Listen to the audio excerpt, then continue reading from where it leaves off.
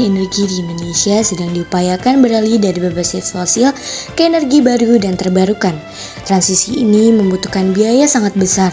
Kementerian Energi dan Sumber Daya Mineral memproyeksikan percepatan transisi energi membutuhkan investasi hingga 1 US dollar triliun atau setara dengan 15.395.000 rupiah triliun pada tahun 2060. Fakta saat ini menunjukkan lebih dari 70% dari total energi nasional diproduksi oleh pembangkit listrik dengan emisi karbon yang tinggi karena menggunakan bahan bakar batu bara dan gas bumi. Hingga tahun 2022 lalu, bauran EBT hanya 14,11%. Pemerintah menargetkan pada 2025 bauran EBT mencapai 25%. Itu artinya sejauh ini penggunaan batu bara dan gas bumi masih jadi pilihan dominan. Batu bara dan gas tersebut telah terbangun sejak puluhan tahun lalu.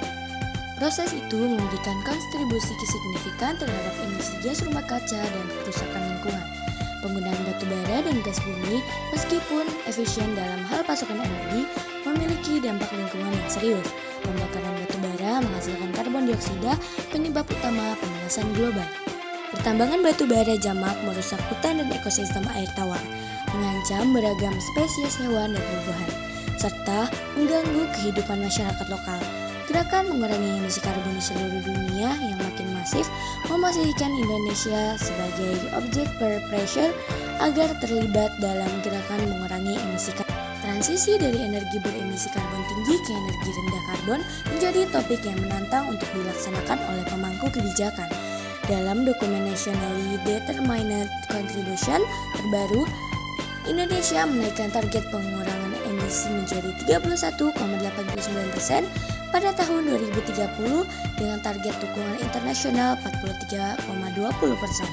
Sektor industri perlu inovatif dalam akuisisi teknologi dan investasi.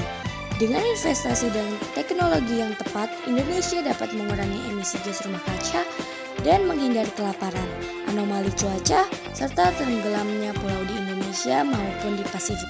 Visi yang mengemuka adalah menghentikan pembangkit listrik dengan emisi karbon tinggi dan menggantinya dengan energi yang rendah karbon.